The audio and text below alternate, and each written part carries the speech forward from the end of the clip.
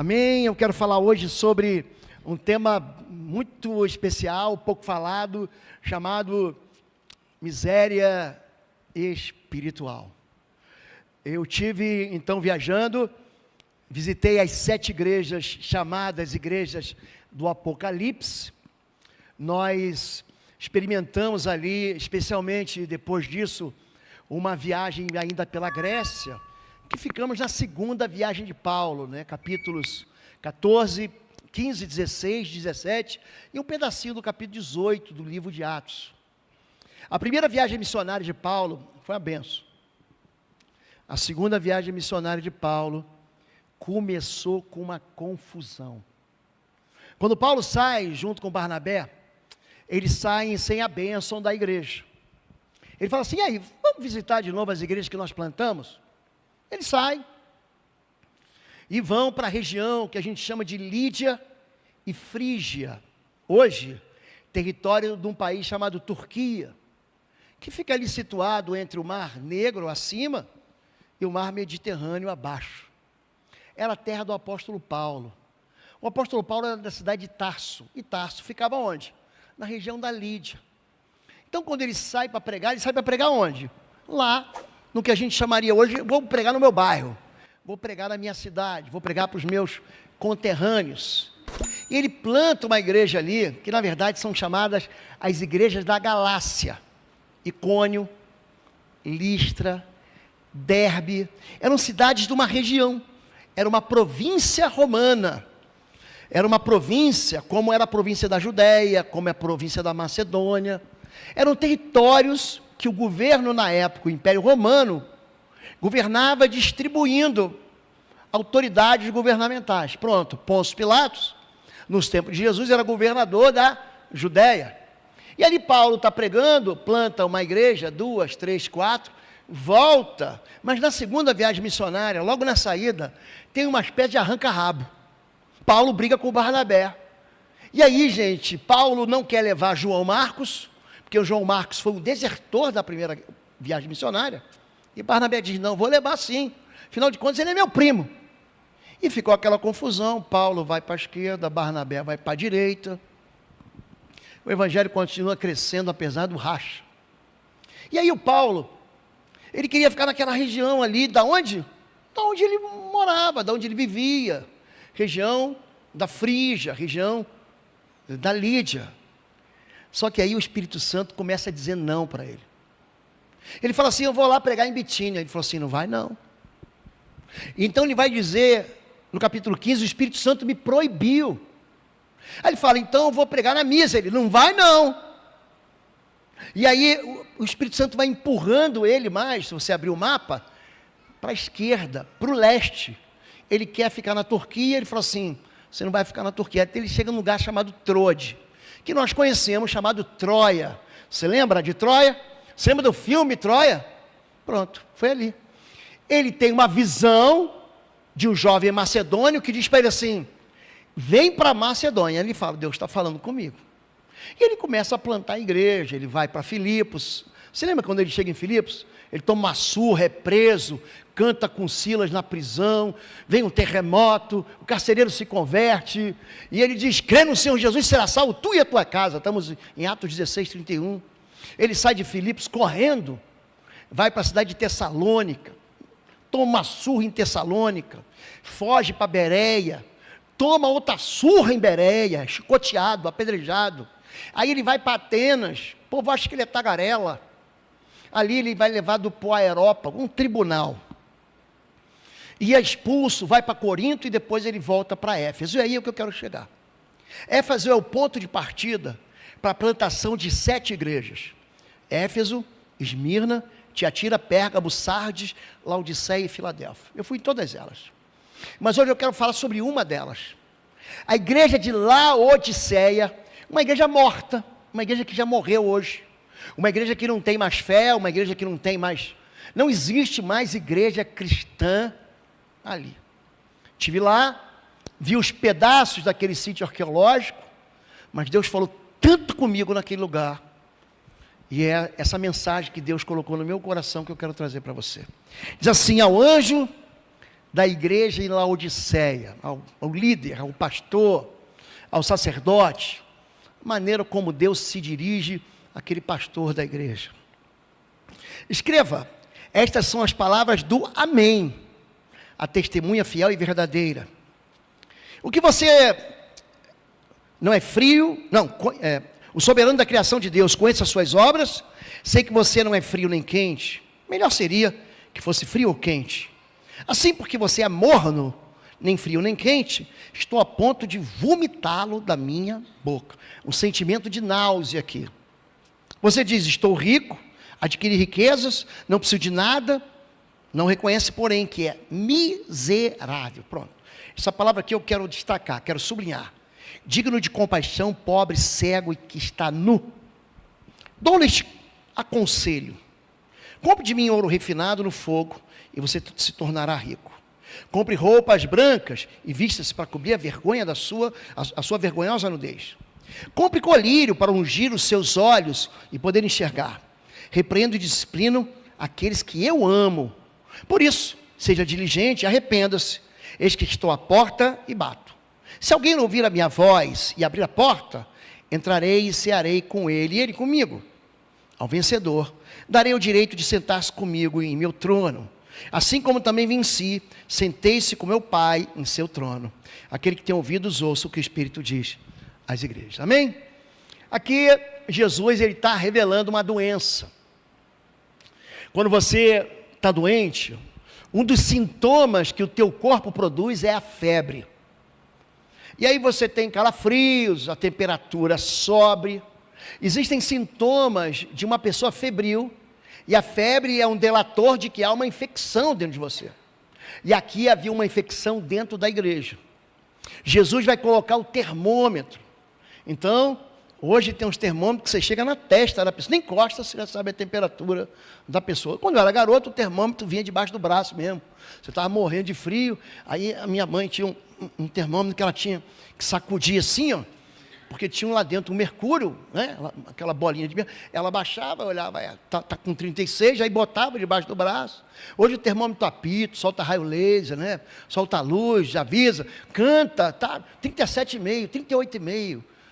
Aquele tempo era aquilo. E Jesus, então, ele coloca o termômetro, e ele diz assim, não está nem quente nem frio. Então é dentro desse quadro de doença espiritual que Jesus vai se apresentar. Laodiceia é uma cidade que foi fundada muito tempo antes do apóstolo Paulo chegar lá. Muito antes do evangelho chegar lá, já existia a cidade de Laodiceia. Tinha um camarada, que não precisa decorar isso, não precisa saber disso, é só história, chamado Antíoco Tel II. Era o nome dele, não desse o nome para o seu filho, mas era esse o nome dele. Ele cria, ele cuida, ele ama uma mulher chamada, adivinha? Laodiceia. Pronto, era o nome dela. Ela amava Laodice, se faz a cidade para linda, uma cidade toda de mármore. Por que será? Porque ali do lado está o mar de Mármora. E aí tem mármore azul, verde, amarelo, branco, preto, tem todo tipo de mármore. O que ele faz? Constrói uma cidade enorme de mármore e dá para a esposa dele, que ele amava Laodiceia. Só que parece novela. Ele conheceu uma outra moça, o nome dela era Berenice. Já viu aquela loja, Quem Disse Berenice? Era o mesmo nome, não era a mesma loja. Ele se apaixona pela outra. E aí o que ele faz? Tira a Laodiceia e se casa com a outra. Ele não era cristão, não havia cristianismo, o evangelho não tinha chegado, são 3 séculos antes, tá bom, gente? E aí um dia ele fica com aquela mulher há algum tempo, a Berenice, e ele descobre que não era nada daquilo, que ele tinha um antigo amor. Aí ele tira a Berenice, chama quem de novo? Laodiceia. E como é que a história termina? A história termina quando Laodiceia volta, mata o tal do Antíoco II, e ela toma conta da cidade para sempre. Agora chama Laodiceia. Então esse é o contexto histórico da cidade. A igreja é plantada ali naquele lugar, uma cidade riquíssima. Então, para você saber, ela fica entre 2 cidades, a cidade de Colossos. Eu estive lá, imagina assim, uma montanha com neve, na Turquia, e estava um frio de arrancar tua mão fora. Então tinha uma cidade com neve chamada Colossos, as águas são geladíssimas. E tem uma cidade no fundo do vale chamada Hierápolis. Pensa numa cidade que a água é quente, fervendo. Eu mergulhei, nós ficamos no hotel, eu mergulhei na água. Você fica 10 minutos no máximo, é proibido. Fica lá tipo um guarda-vida, já tem 10 minutos, sai. Fala em turco, você não entende nada, mas você entende tudo. Tipo, se manda que já deu teu tempo. Mas quente, pelando de quente, você tem que andar devagar. É tão quente que te deixa arrepiado de quente. Olha que coisa. Hierápolis, água fervendo. Colossos, água gelada. O que tem no meio do vale? Laodiceia, a água é morna. Morna mesmo, gente. Branquinha, clarinha. Uma cidade de águas mornas. Uma cidade rica. Qual o bairro mais rico aqui de Curitiba? Pensa nele. Pois era Laodiceia. O centro nervoso financeiro era Laodiceia. Os bancos ficavam lá, os milionários moravam lá. Não era uma cidade para os pé-rapados que nem a gente. Era uma cidade para gente, os bilionários, os milionários daquela época moravam onde? Em Laodiceia. Era um entroncamento entre uma estrada que vem de Pérgamo e leva para o mar. Todo mundo passava por ali. Faziam negócios. Naquele tempo não tinha papel moeda, era tudo a peso de prata e de ouro. Então eles saíam andando aquelas milhas, andando aqueles quilômetros. O que eles faziam? Não, peraí, eu vou fazer um negócio. Pegava o dinheiro e deixava no meio do caminho. Quem vinha lá de Tiatira, de Filadélfia e de Éfeso, cruzava com quem vinha de Pérgamo para onde? Para o mar. Então eles largavam na cidade dos bancos, na cidade rica. Olha, Jesus ia falar, você é rico, você pensa que é rico, mas eu vou te dar um conselho, ó.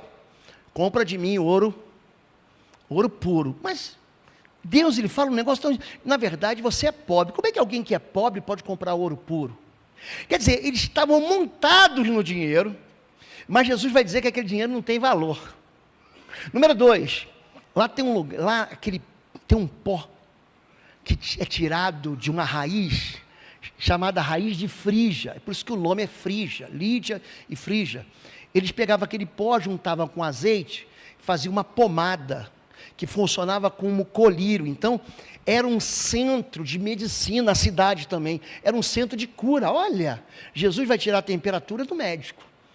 E ele vai dizer, tua temperatura não está boa. Então, ali havia um colírio e ali havia uma lã preta que só tinha ali. Então era uma lã que brilhava. Então é mais ou menos o seguinte, as capas dos reis, dos nobres, dos importantes, saíam dali, uma cidade rica, uma cidade de milionários, uma cidade de cura para os olhos, uma cidade de gente que se veste bem.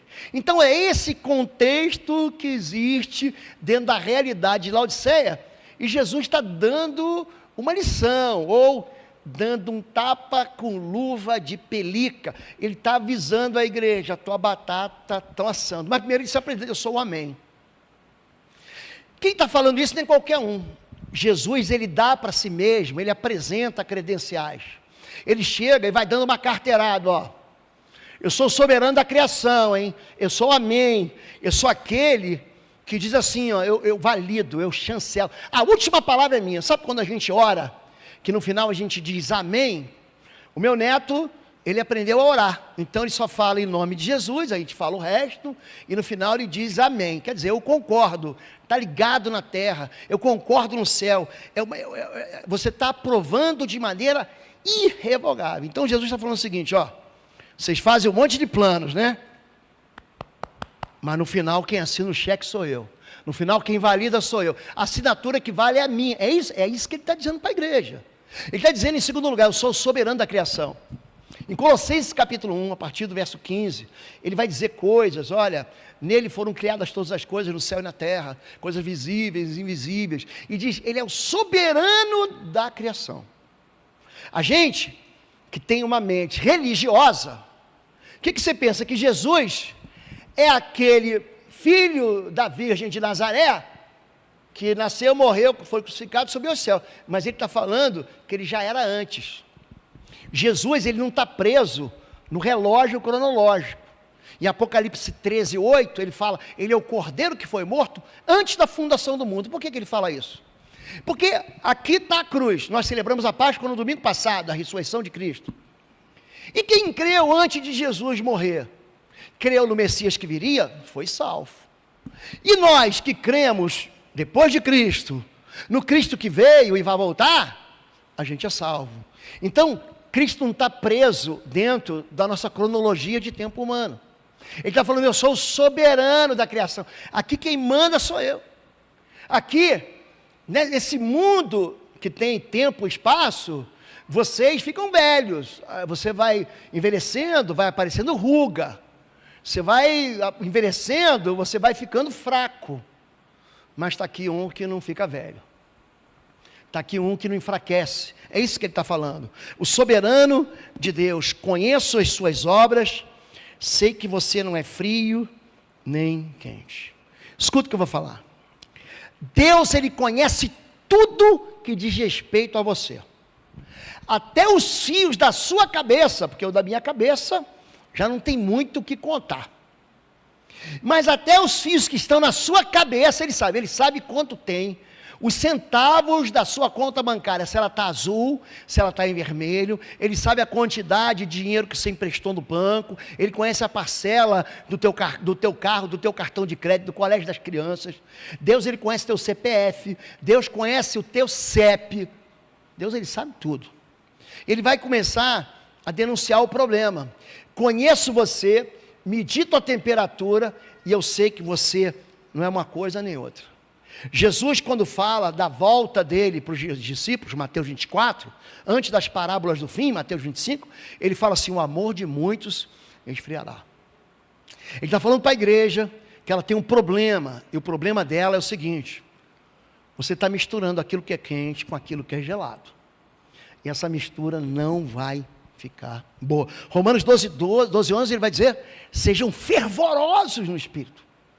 Quando você tem problemas, você se apresenta diante de Deus com fervor. A questão do esfriamento da igreja acontece quando você está muito satisfeito. Quando você tem uma resposta milagrosa, escuta o que eu estou falando. Quando você tem uma necessidade imediata que é suprida, seja emocional, afetiva, pessoal, pode ser uma saúde, um problema financeiro, você fala, ufa, o religioso diz, alcancei a graça, e some. Ele vem na igreja, pede uma oração forte, pastor, faz uma oração forte. Aí Deus responde a oração forte, e ele some e desaparece. É disso que ele está falando. De uma pessoa que fala assim, agora eu não preciso mais de Deus. É isso que está acontecendo com a igreja. Deus aqui, ele está buscando sintomas. Melhor seria que você fosse frio ou quente. Essa passagem de Zacarias capítulo 3, ela é significativa porque é a única pessoa no Antigo Testamento que vê o diabo. Única pessoa é esse sumo sacerdote, o nome dele é Josué. E aqui ele recebe uma notícia que não é boa não. Zacarias, ele vai falar da segunda vinda de Cristo. Zacarias, ele vai falar assim, esse mesmo Cristo aqui, vai colocar os pés no Monte das Oliveiras, Zacarias 14, eu já estive lá, no mesmo lugar onde Jesus vai voltar, eu já fui lá algumas vezes, só que ele está olhando para o sumo sacerdote Josué, ele fala assim, peraí, Satanás está resistindo a ele, as vestes dele estão sujas, ele está esfriando porque ele é um tição fora do braseiro, vamos ler o texto? Depois disso, Zacarias 3, 1, 4, mostrou o sumo sacerdote Josué diante do anjo do Senhor, e Satanás, estava lá o diabo, à sua direita para acusá-lo. O anjo do Senhor disse a Satanás, o Senhor o repreenda, Satanás, e apontou para o sumo sacerdote e falou assim, ó, este homem não parece um tição tirado do fogo? Quando você tira o carvão em brasa, do meio da fogueira, o carvão não começa a esfriar e vira cinza? Ele está dizendo que esse sacerdote aqui, esse cara estava com um problema, hein? Ele estava vivendo um isolamento, um esfriamento. Ele estava fora da igreja. Qualquer pessoa que tem qualquer problema em qualquer igreja, diz, eu não preciso mais de igreja, pode escrever aí. ou já caiu, ou vai cair. Ele pode justificar a saída da igreja dele dizendo, fui maltratado, fui frustrado, me beliscaram, pisaram no meu pé. No final, a história sempre é pecado. Pecado de orgulho, pecado de amargura, pecado de ódio. É isso que afasta a gente da igreja. Se eu pegar um membro do teu corpo, o seu dedinho, sabe aquele dedinho feio que o homem tem, que a gente chama de mindinho do pé? Gente, aquele dedinho, normalmente é um dedinho feinho. Se eu pegar esse dedinho, eu não. Se o médico pegar esse dedinho, der uma anestesia, arrancar ele fora, esse dedinho apodrece rapidinho. Gente fora da igreja, é que nem brasa fora do braseiro. Esse pastor tinha um problema, e Jesus está identificando algo que ele vai morrer, ele vai dizer mais. Ora, Josué, vestido de vestes impuras, na Bíblia a palavra vestimenta é tratada como salvação. Isaías 61 diz, ele nos deu vestes de salvação. Quando Jesus, aí sim, Mateus 25, ele conta da parábola do casamento, das bodas do cordeiro, ele vê um cara e fala assim, por que ele não está vestido com vestes nupciais? Pega ele, amarra ele e joga para fora, lá haverá pranto e ranger de dentes. Porque vestimenta na Bíblia é metáfora de salvação. Quando Adão e Eva pecam, eles olham para si mesmos e falam assim, estou nu. Aí eles se vestem com o quê? Com religião, folha de figueira. Aí Deus perdoa eles e fala assim, eu vou dar uma veste decente. E coloca sobre ele peles de animais.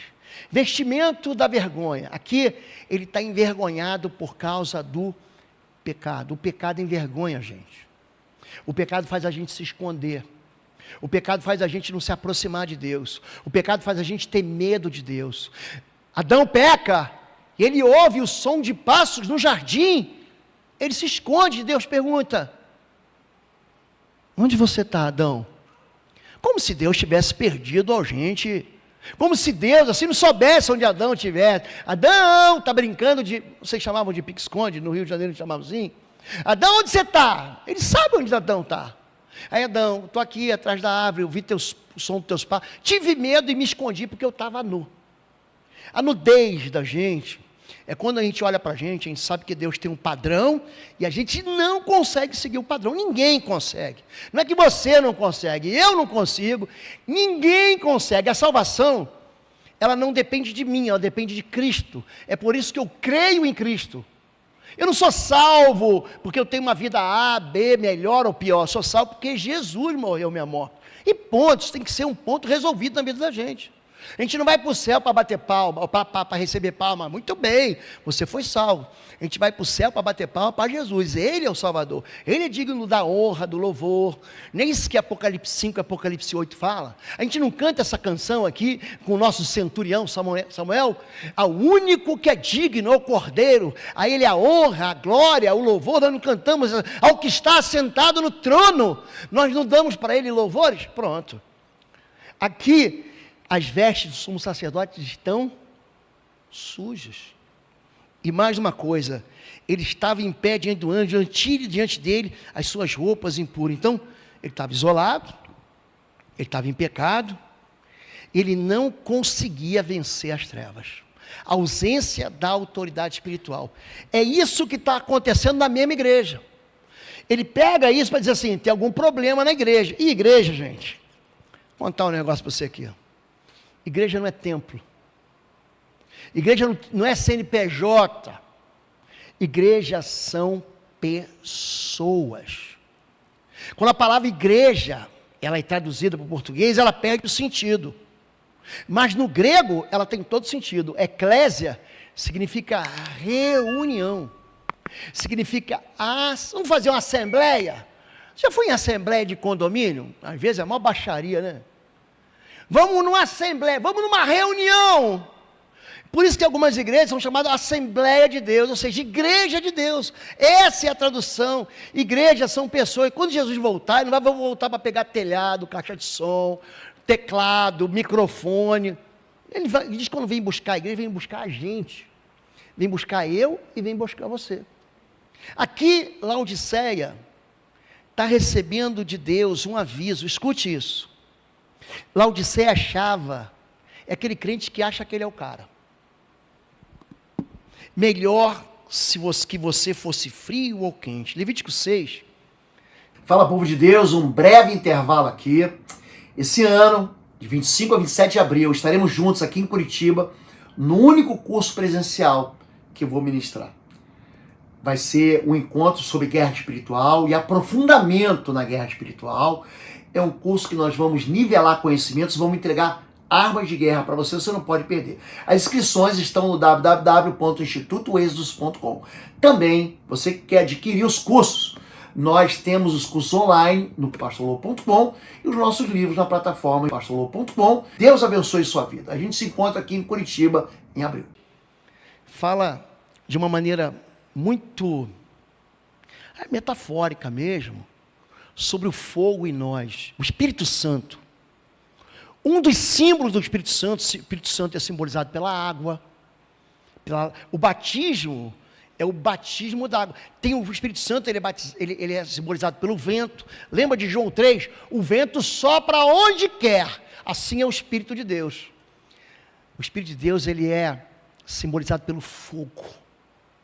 João Batista diz: eu vos batizo com água para perdão de pecados. Mas vem um outro depois de mim, que é melhor do que mim, melhor do que eu. Esse vos batizará com fogo e com o Espírito Santo. Levítico 6 está dizendo que o nosso coração é um altar. Deus não habita em templos feitos pela mão do homem. Deus habita aqui, ó. Você é o templo. 1 João 4,4, maior aquele que está em nós do que aquele que está no mundo. Deus fez de cada um de nós morada. O meu coração, o seu coração, tem um trono, ali Deus está. Você pode olhar para você e falar assim: será que Deus está aqui dentro? Ele está aí dentro. Ele não está fazendo a revolução na velocidade que você quer. Tem gente que fala para mim assim: pastor, por que Deus está demorando a responder? Pela mesma razão que Deus demora para castigar o homem quando ele peca. Quer velocidade? Ele pode ser veloz, para um lado ou para o outro. Deus está fazendo no tempo certo. É isso que Ele está falando da igreja. O coração da gente é um altar. Limpa a cinza, coloca lenha. Quando você vem aqui numa quarta-feira, às 8 horas, para adorar a Deus, o que você está fazendo? Você está convidando Deus para permanecer vivo no altar do teu coração. Gente que está morna nem vem para o culto. Gente que está morna nem quer congregar mais. Assim, porque você é morno, nem frio nem quente. Aí, inutilidade. Estou a ponto de vomitá-lo da minha boca. Você já botou alguma coisa assim na boca? Essas águas mornas. Tem alguém aqui que é do Rio de Janeiro, já viveu lá, ou Minas Gerais, ou ali no Vale do Paraíba, em São Paulo. Eu morei muito perto lá. A gente passava fim de semana numa cidade de Minas chamada São Lourenço.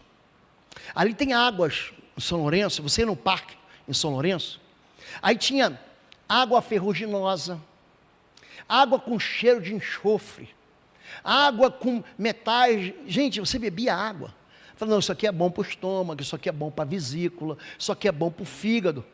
Era uma água, mas era muito ruim. Mamãe falava assim: não, tem que beber. Aí eu botava e vomitava. Tem gente que só olhar para a comida já tem vontade de vomitar. Por exemplo, eu gosto de tudo que tem no mar. Tudo que tem no mar, qualquer coisa que tem no mar, eu como. Do ouriço à baleia, eu como tudo. Tudo. Ah, pesquei uma moreia, como. Pesquei um cavalo marinho, também como. Não é só o peixinho, não é só o robalo. Eu como tudo que tem na praia. Aí tem um negócio chamado ostra. Tem gente que só de olhar fala: pastor, tem uma aparência ruim, e você bota na boca, ele tem né? Por exemplo, tem gente que odeia lula, porque ela é uma carne, lula, tem peixe, tá? Então, ela tem uma carne meio que, assim, se você não cozinhar ela fica meio elástica, não gosta. Tem gente que não pode comer camarão, e se eu comer camarão, eu tenho um edema de glote, morro. Ostra, por exemplo, tem gente que vai, prova, é gostoso, bota um limãozinho. Aí ele bota, e bota não só a ostra, bota tudo para fora. Ele está falando que essa igreja é isso. Eu estou a ponto de vomitar vocês. É intragável o que vocês estão vivendo. Essa igreja não recebe nenhum elogio de Jesus. Todas as igrejas recebem elogio, todas. Eu tenho a teu favor que você é trabalhador, que você é perseverante, com as tuas obras, você faz mais do que antes. Você odeia as obras dos nicolaítas, eu também odeio. Eu tenho a favor de você isso, aquilo. Essa igreja, Jesus não vê nada no meio desse povo, nada de bom. Elias dirigiu-se ao povo e disse: até quando vocês vão oscilar entre duas opiniões? Se o Senhor é Deus, sigam-no. Mas se Baal, um demônio famoso naquele tempo, é Deus, sigam-no. O povo, porém, nada respondeu. Quando você fica em cima do muro, é isso que ele está dizendo.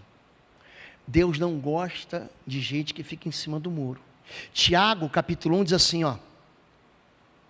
você que tem ânimo dobre, arrependei-vos, purificai as vossas mãos, pecadores. É gente que uma hora é de Deus, outra hora é do diabo. Ele fica sempre em cima do muro. Você é de Deus ou do diabo? Não sei, eu estou pensando. É disso que ele está falando, é esse diagnóstico que ele vai dizer. Essa patologia, ela acontece por quê? Porque ele mesmo está dizendo assim, eu não tenho problema. Você diz, estou rico, adquiri riquezas, não preciso de nada, eu não preciso ser crente. Quer ver um negócio que intimida você? Você vai falar de Jesus em qualquer lugar. Qualquer lugar. Eu estou lá na Grécia, fui falar para uma pessoa, um brasileiro. Falei assim, mas não pode ser fanático. O que ele está dizendo para mim? Você não precisa ser tão santo. Pode pecar. Qual o problema de vez em quando a gente experimentar um problema que não existe? Um meio justo, legítimo. Não existe uma maneira de você abrir a porta do pecado sem que o pecado destrua uma área da sua vida, porque o salário do pecado é morte. Jesus foi castigado naquela cruz por causa daquele pecado que você acha que esse pecado é legítimo. É isso. E quando a gente vai ficando mais maduro, mais velho, a gente começa a lidar com problemas que a gente mesmo criou quando a gente era mais jovem. Eu acho que isso aqui não tem problema não, podemos viver assim, podemos esfriar espiritualmente, é isso que ele está falando. Então esse centro financeiro, essa indústria de tecidos, esse centro de cura para os olhos, esse lugar de águas térmicas, ele olha para ele e fala assim, eu sou rico, sou saudável, olha como é que eu me visto, sabe de que eu ando? Eu ando de BMW, eu ando de Mercedes, eu ando de Ferrari, diz o nome do Lamborghini, diz esses carros que a gente nunca vai ter, pronto, é isso, é uma pessoa rica, sabe onde é que ele mora? Ele não mora aqui, ele mora lá no Batel, na cobertura do Ecoville, ele mora num lugar assim que você fala, ele mora nessa casa que tem 35 quartos, ele tem 20 carros na garagem, ele pega o dinheiro e faz assim, é isso que ele está dizendo, eu não preciso de nada, eu não preciso nem de Deus, está entendendo o que aconteceu com ele aqui?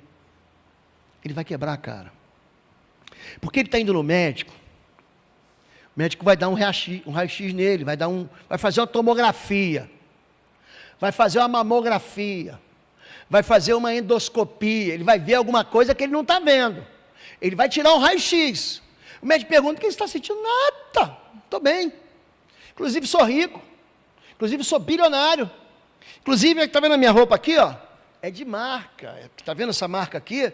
Não é para qualquer um não, isso aqui, esse sapato aqui, custou $100 mil, eu sou rico, estou saudável, não tenho uma dor no corpo, não tenho um problema de saúde, nunca tive, nem uso óculos, não tenho cárie no dente, eu estou bem, e tem mais, além de eu me vestir bem, de ser rico, eu estou num lugar que é um lugar de cura, minha casa, está comigo, está com Deus, isso que ele está dizendo, só que aí Deus vai mostrar para ele o que está acontecendo, você diz que você não tem problema, mas eu estou vendo que você, que diz que é rico, que adquiriu riquezas, que era o centro financeiro, Wall Street, daquele tempo, você tem 5 problemas. Número 1, você não tem imunidade. Você diz mas você é arrogante. A arrogância do seu coração o tem enganado. Você que vive nas cavidades das rochas e constrói sua morada no alto dos montes. Você diz a você mesmo: quem pode me derrubar? Sabe o que ele está dizendo? Aqui em Obadias ele está falando assim: eu botei minha casa num lugar que o terremoto não vai levar, que a tempestade não vai levar. Já paguei a última parcela, o banco não toma mais de mim. É uma propriedade que o bandido não vai invadir. Eu levantei uma muralha aqui, está vendo? Ninguém nunca vai me atingir. Eu tenho para-raio, se vier raio. Se vier uma pandemia, eu tenho uma geladeira com um monte de vacina. E se eu não tiver vacina, tem um helicóptero aqui na minha casa que vai buscar a vacina. E se eu não puder ir no médico, eu trago o médico, é o UTI para dentro de casa. É isso que ele está dizendo. E Deus falando assim: você está com um problema sério. Olha o que eu vou dizer para você. Vida boa não é sinal de bênção de Deus. Vou repetir, hein? Vida boa não é sinal da bênção de Deus. Milagre na tua vida não é sinal de bênção de Deus. O povo de Israel saiu do Egito, e eles dos 40 anos, eles viram milagre. Não houve nenhum momento na história do mundo que houvesse tanto milagre quanto o tempo que o povo de Israel ficou no Egito. Ficou no deserto, perdão. Chovia pão todo dia. Vai na padaria? Não, eu vou sair aqui para fora da tenda, manda aqui 3 pães franceses, um sonho de nata. E vinha tudo na mão dele. Eu quero comer carne. Aí Deus mandava as codornizes. Eu quero beber água. Peraí que eu vou na rocha, e vem água. Eu estou com calor. Aí durante o dia vem uma nuvem para proteger do calor. Eu estou com frio. Aí durante a noite vem uma coluna de fogo para me guiar. Milagre, milagre, milagre, milagre. Dos 2 milhões de pessoas que saíram do Egito, que viram milagres, só 2 entraram na terra da promessa. Só 2, Josué e Caleb. Josué filho de Nun, Caleb filho de Jofoné. Escuta o que eu vou dizer. Vida boa não é sinônimo de bênção. Naquele dia, muitos dirão: Senhor, Senhor, em teu nome expulsei demônios, fiz maravilhas, profetizei. Jesus diz: partai-vos de mim, vós que praticais a iniquidade, eu nunca vos conheci. Número 2, ausência de realidade. É gente que vive na Disneylândia pessoal.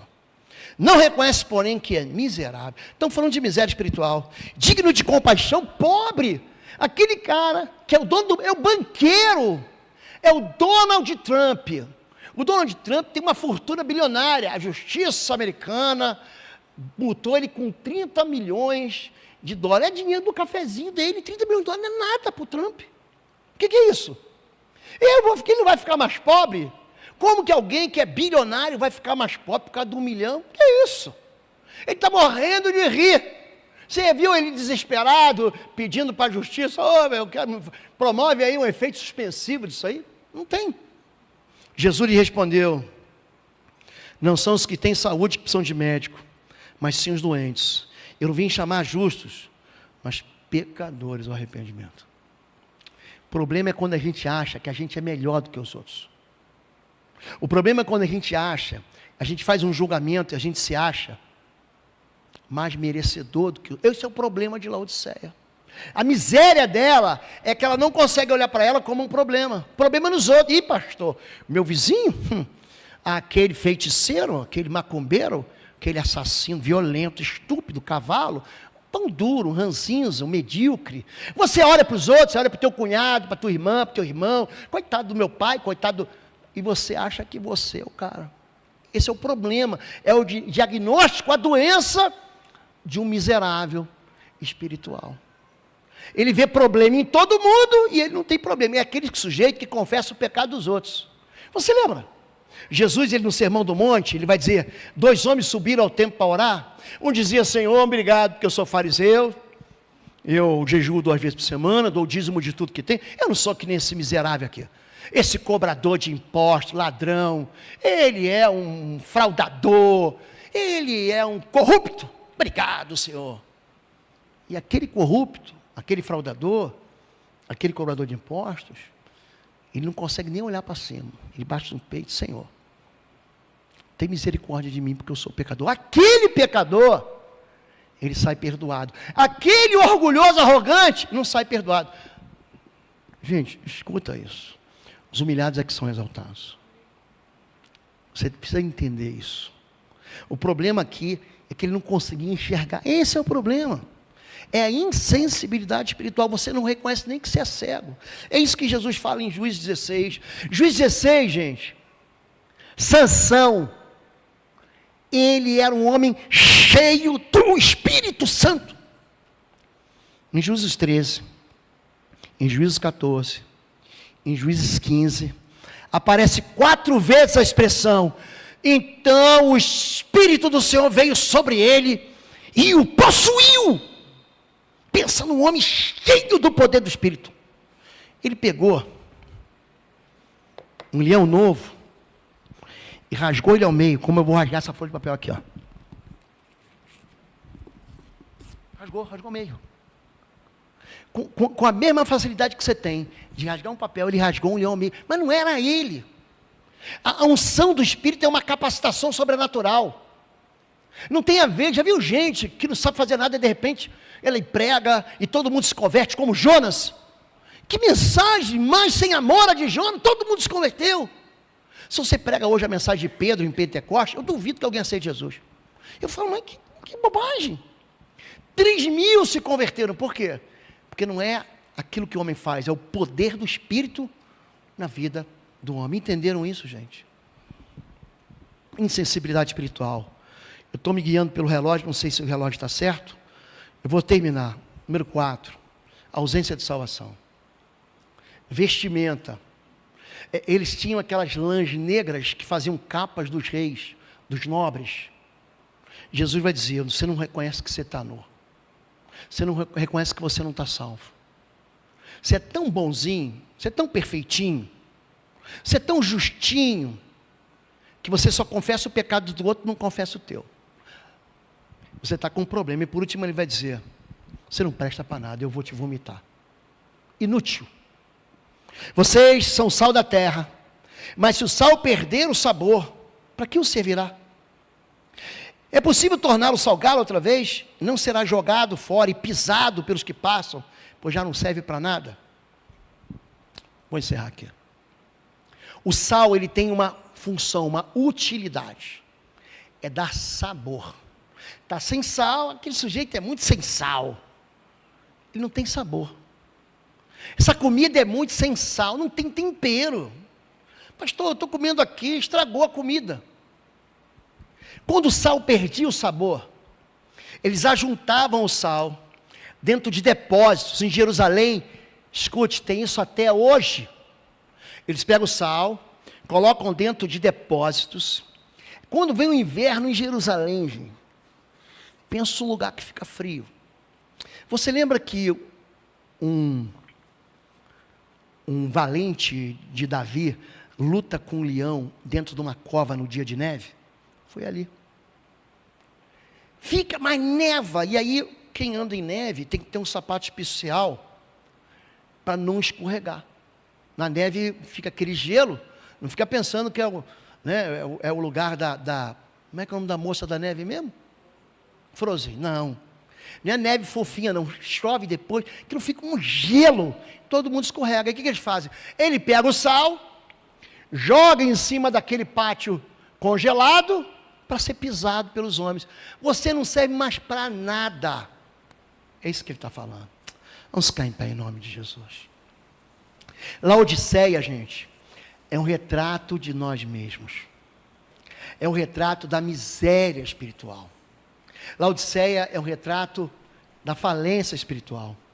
Laodiceia é um retrato de uma interpretação errada que nós temos de nós mesmos. Laodiceia é você achar que a tua vida está bem, e ela não está bem. Laodiceia é quando você se compara e você começa a se achar melhor. Pastor, eu sou crente, sou melhor que a minha esposa. Pastor, eu sou crente, eu sou melhor do que o outro irmão. Eu sei até orar. Olha como é que eu sou bom. Sei pregar, sei tocar, sei cantar vestido de centurião. Pronto. Escute aqui. Somos todos iguais. Amém? A única coisa que faz de nós especiais não é a gente. É o sangue de Jesus na vida da gente. Talvez você tenha sido um bom filho e seja um bom marido, uma boa esposa. Talvez você seja um bom avô. Não é isso que vai levar você para o céu. Talvez você tenha conquistado aí muito com o seu trabalho e ficado rico. Talvez você tenha uma vida e fale assim: pastor, graças a Deus eu nunca tive doença. Talvez você olhe assim, passe pela rua, agora a gente vai para casa. A cidade ainda tem gente pedindo dinheiro na rua para usar droga. Talvez você diga assim: poxa vida, eu sou melhor do que ele. Não é. Jesus vai dizer para esse povo de Laodiceia, para os fariseus, ele fala o seguinte: em verdade vos digo, que prostitutas e publicanos entram adiante de vós no reino de Deus. Por quê? Porque a prostituta se converteu, se arrependeu. Olha lá ela ia ser apedrejada, mas e agora? Ela é testemunha da ressurreição. Não é a tua sexualidade, não é a tua imoralidade, não é a tua deficiência, não são cicatrizes da derrota. Aprende isso. Deus ele não compara a gente desse jeito. Ele coloca todo mundo debaixo da mesma lei. Todos pecaram e destituídos estão da glória de Deus. Então, quando você acha que você foi injustiçado e você é melhor do que o teu algoz, pastor, sabe o que ele fez comigo?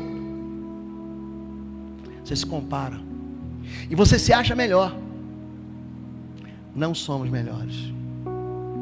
Quando a gente reconhece que a gente é pobre, cego, nu, que a gente precisa de salvação, aí as coisas resolvem para a gente. Eu posso orar por você? Posso orar? Feche teus olhos. Deus tudo vê, conheço tuas obras. Eu sei que você não é quente nem frio. Eu vou dizer para você: Deus sabe exatamente o que você é. Aprenda algo. Você está com necessidade, não está? Fala a verdade, você não tem uma necessidade? Olha o que eu vou dizer. Deus não ouve necessidades. Vou repetir. Deus não quer saber das suas necessidades. Deus ouve fé. Não interessa se a tua necessidade é grande ou pequena, é milionária, bilionária. Não interessa que a tua necessidade é uma doença que tem cura ou não tem cura. Não importa qual a tua necessidade. Sabe o que importa no final? Somente a tua fé. Deus faz milagre. Não é porque a pessoa tem necessidade. Ai Deus, eu tenho necessidade. O meu vizinho ganha ou não ganha. Não é isso. Deus se move por fé. Porque sem fé é impossível agradar a Deus. Se você tem fé agora, você tem fé, coloca a mão no seu coração aí. Pode dizer para Deus: eu tenho fé que essa necessidade vai ser suprida. Eu tenho fé que o Senhor perdoa os meus pecados. Eu tenho fé que o meu passado é apagado para sempre. Eu tenho fé que as minhas iniquidades, as minhas fraquezas, os meus tropeços são perdoados em nome de Jesus. Eu tenho fé que aquilo que eu tenho buscado o Senhor vai suprir. Eu tenho fé que o Senhor vai fazer um milagre na minha vida. Eu tenho fé. Eu olho para mim e eu reconheço que eu sou pobre, cego, nu. Eu não consigo enxergar, eu reconheço isso. Eu tiro do meu coração toda soberba, toda arrogância, todo orgulho. Mas hoje eu me encho de fé naquele que pode me vestir, naquele que pode me dar salvação, naquele que pode purificar a minha vida, naquele que pode abrir meus olhos espirituais, naquele que um dia eu achei que era inútil, que eu ia ser vomitado, mas hoje eu quero experimentar o calor do Senhor. Eu quero experimentar o fogo do Senhor. Pai, em nome do teu Filho Jesus, nós queremos confessar que a tua palavra é tão viva, Senhor Deus. Uma palavra escrita há 2000 anos. Parece que foi escrita hoje, Senhor Deus. Nós queremos confessar, Deus, a nossa inutilidade. Tira do nosso coração todo orgulho. Pai, a gente gosta de se comparar. A gente gosta de se amostrar. de parecer bonitinho aos teus olhos, mas todos nós ficamos nus diante do Senhor por causa do pecado. A gente nasce assim. Nós queremos dizer que nós nos arrependemos. Nós queremos dizer aqui, com a mão no coração, que a gente quer sobre nós o sangue do perdão. Nós queremos dizer aqui, Pai, que o Senhor tem um colírio para os nossos olhos, para a gente enxergar onde a gente está errando, para a gente consertar. Nós queremos dizer, Senhor Deus, que o fato da vida ser boa não é um reconhecimento que o Senhor está provando que a gente está fazendo. E o fato da vida estar ruim também não significa que o Senhor está reprovando aquilo que a gente está fazendo. Porque cada um de nós é provado, cada um de nós é testado, cada um de nós, Senhor Deus, amadurece de glória em glória. Quero abençoar o teu povo. Retira toda a miséria espiritual do teu povo. Retira todo orgulho da gente, Pai. Todo medo da gente se encontrar contigo. Nós queremos te chamar de Pai. O Senhor é o Pai nosso que está nos céus. Em nome de Jesus, sou o nosso papai. Papai, vem no socorro da tua igreja. Não deixa ninguém se perder. Não deixa aqueles que estão frios, Pai, se perderem. Nem aqueles que estão mornos. Tira essa mornidão espiritual. Enche-nos do teu fogo. Enche-nos do teu poder. Coloca um selo no teu povo. Coloca uma marca, Senhor Deus, eterna de propriedade, porque são teus filhos, propriedade exclusiva do Senhor. Nós oramos assim, em nome de Jesus, amém. Você pode dizer amém comigo, querido? Deus abençoe sua vida.